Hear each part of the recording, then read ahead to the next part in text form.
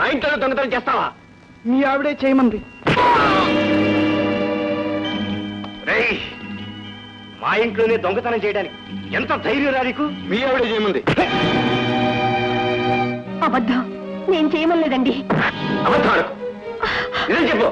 అతను చేస్తానంటే సరే అన్నానండి. నీ సంగతి ఏమిటి? నేను అంతేనండి. ఈ ఇంట్లో దొంగతనం జరిపిస్తావా? డబ్బు కోసం, లేకపోతే దౌర్భాగ్యరాల. డబ్బు కోసం ఇంత నీచరికి దిగే నువ్వు మనిషివి కాదే, రాక్షసివి. నిన్ను నిలువురా చీల్చిరా పాపం లేదు. నీ మూలంగానే కదే నేను ఈ గతికి దిగజారిపోయింది. నువ్వు చెప్పినట్టు ఆడబట్టే కదా నా బతుకుల నాశనం అయిపోయింది. నీ మీద ప్రేమతో నా కళ్ళు పొరలగమ్మాయి. అందుకే నేను సర్వనాశనం అయ్యాను. నీలాంటి పాపిస్తుదాన్ని ముక్కలు గన్నరికి మానవహం చేసిన పాపం లేదు. నిన్ను ఈ పని ముందే చేసుంటే నువ్వింత బరి తెగిల్చేదానివి కాదు. ఛా, నీతో బతకటమే మహాపాపం. నిన్ను నా కాలి కింద తొక్కిపెట్టి ఉంటే నువ్వు ఇంత పిచ్చిరేగిపోయేదానివి కాదు. ఛీ, నిన్ను నా పెళ్ళ అని చెప్పుకోవడానికి సిగ్గుగా ఉంది. Inspector, welcome. Welcome to inspector. ఈ దొంగ విధానందరినీ అరెస్ట్ చేయండి. రేపు మీరు స్టేషన్కి వచ్చి రిపోర్ట్ రాసేవాడు. ఇన్స్పెక్టర్ గారు, వాళ్ళతో పాటు ఈవిని అరెస్ట్ చేయండి. ఈవిని కూడా రా. ఏమిటండి మీరు మాట్లాడేది? వాళ్ళు దొంగతనం చేస్తే అవకాశం కల్పించింది వీళ్ళు, అందుకే వీళ్ళని అరెస్ట్ చేయండి. ఐ సై 404. Yes, sir. Arrest him also. అత్తయ్య, అత్తయ్య, అత్తయ్య, ఏడవకండి. ఉరేయ్, మీకు మీ భార్యల మీద కోపాలుంటే మీరు చూసుకోవాలి గాని మధ్యన పోలీసులు ఏం చేస్తారా? అంటే మీ ఉద్దేశం దొంగతనంతో వీళ్ళకి సంబంధం లేదనే? అదే లేదండి. ఏదో భార్య భర్తల మధ్య కీచులాట్లు. వాళ్ళేదో చెప్పారట, అది నా కోడళ్ళు వినిపించుకోలేదట. అంత మాత్రాన వీళ్ళు భార్యల్ని పోలీసుల చేత అరెస్ట్ చేయిస్తారా? ఏమిటండి మాట్లాడే? అదే అదే అమ్మా, వీళ్ళ సంగతి నీకు తెలియదమ్మా. అన్ని తెలుసుకోవడం నువ్వేంటమ్మా? చాలా ఊరుకోండి, పెద్ద చెప్పొచ్చారు. ఇన్స్పెక్టర్ గారు, ముందు మీరు వాళ్ళని తీసుకెళ్ళండి సార్. అవసరం అయితే రేపు నేను వాళ్ళ స్టేషన్ తీసుకొస్తాను. Thank you very much. You came in right time. Thank you. అదే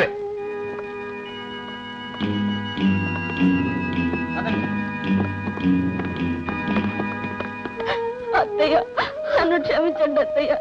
ఊరుకోమ్మా. అవునత్తయ్య, మా తెలుగు తక్కువతనంతో మీకు మావగారికి తీరని అపచారం చేశాం. నన్ను క్షమించండి అత్తయ్య. ఇందులో క్షమించేదే ఉందమ్మా. ఇందులో నా తప్పు ఉందమ్మా. దీని ఆలోచనల వెంట పరిగెత్తి నా వ్యక్తిత్వాన్ని చంపుకొని మిమ్మల్ని బాధ పెట్టాను. అవునమ్మా, మా తప్పులు మేము తెలుసుకునేసరికి ఇదిగో ఇంత రాద్ధాంతం జరిగిపోయింది. అందుకనే క్షమించమంటా. మళ్ళా మన క్షమాపణలు ఏంటి నాయన? ఎన్నాళ్ళు మీ అమ్మ నేను ఎదురు చూసింది మీలో మార్పు రావాలని, పరివర్తన రావాలని. అది కాస్త వచ్చింది. అంతకన్నా మాకు కావాల్సిందేముంది? అమ్మా, నాన్న, నేను ఇక్కడికి వచ్చిన పని పూర్తి అయిపోయింది. నిజానికి మిమ్మల్ని అందరినీ వదిలిపెట్టి నాకు వెళ్ళటం ఇష్టం లేకపోయినా రేఖ నేను వెళ్ళక తప్పడం లేదు. బాబు. అవునమ్మా. నువ్వెందుకు వెళ్ళాలి ఇక్కడి నుంచి? నన్ను మీరంతా క్షమించాలి. అస్తవ్యస్తమైన మీ కుటుంబాన్ని సరిదిద్దడానికి మీ తమ్ముడుగా నాటకం ఆడక తప్పలేదు. నాటకమా? అయితే నువ్వు నిజంగా మా తమ్ముడి కావా? అయి ఉంటే అంతకంటే అదృష్టం మనకి వేరుండేది కాదు. రవి మీ తమ్ముడు కాదు, సుబ్బరామయ్య గారి కుమారుడు. మన కుటుంబ పరిస్థితి తెలుసుకుని మిమ్మల్ని అందరినీ ఓ దారిలో పెట్టాలని మీ తమ్ముడని చెప్పి మాకేదో లాటరీ వచ్చిందని ఈ నాటకం అంతా ఆడాడు. నేను నిజంగా నువ్వు తప్పిపోయిన మా తమ్ముడివే అనుకున్నావు. అనుకున్నారు, బాగానే ఉందయ్యా. ఇంతకీ మా వాడు ఆడి నాటకం వల్ల ఏమైనా ప్రయోజనం ఉందా లేదా? ఇంతకు మీరెవరండి? నేనేనయ్యా, సదరు సుబ్బరామయ్యని. మా రేఖ టెలిగ్రామ్ ఇచ్చింది, హుటాహుటిగా పరిగెత్తుకు వచ్చేసాను. Well done my boy. Ravi మా తమ్ముడు కాకపోయినా ఇంట్లో ఉన్న ఈ కొద్ది కాలంలో మా అందరితోనూ కలిసిపోయాడు. అంతేకాదు, తప్పిపోయిన మా చిన్నాయి తిరిగి వచ్చాడన్న సంతోషంతో ఇంతకాలం బ్రతికాం. వాట్? ఏమన్నారు? మీ అబ్బాయి చిన్నప్పుడు తప్పిపోయాడా? అవునండి. మా చిన్నప్పుడే ప్రయాణం చేస్తున్నప్పుడు రైల్లో తప్పిపోయాడు. రైల్లోనా? అవునండి, రైల్లోనే తప్పిపోయాడు. ఆ కుర్రాడు ఫోటో ఏదైనా మీ దగ్గర ఉందా? ఉందండి, అది ఎప్పుడూ నా జేబులోనే ఉంటుంది.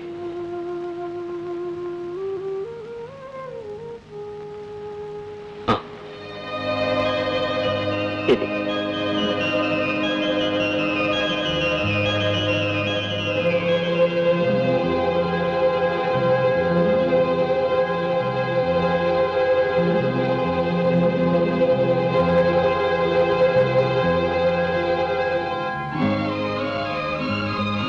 చూడండి, మా రవి చిన్నప్పుడు తప్పిపోయిన మీ చిన్నాయే. What dad? నిజాన్ని మీరు చెప్పేది? నేను మీ కన్న పెట్టాను కదా? కాదు నాయన, నాకంత అదృష్టం లేదు. నువ్వు నాకు దొరికిన బిడ్డవి. కానీ చిత్రం ఏమిటంటే, నీకు తెలియకుండా నువ్వు మీ ఇంటికే వచ్చి మీ కుటుంబాన్ని చక్కదిద్దావు. అవును బాబు, లేకపోతే మా కుటుంబాన్ని చక్కదిద్దడానికి రవి చిన్నప్పుడే తప్పిపోయిన మా మూడో కుమారుని నాటకం అట్టమేంటి, తీరా చూస్తే వాడే వీడు కావడం ఏంటి? ఇదంతా భగవంతుడాడే వింత నాటకం బాబు. వింతా కాదు, ఏమీ కాదు. ఇదంతా మా అదృష్టం బాబుగారు. మాకు తెలిసి మేమెప్పుడు ఎవరికి ఏ అన్యాయం చేయలేదు. అందుకే భగవంతుడు మాకు అన్యాయం చేయలేదు.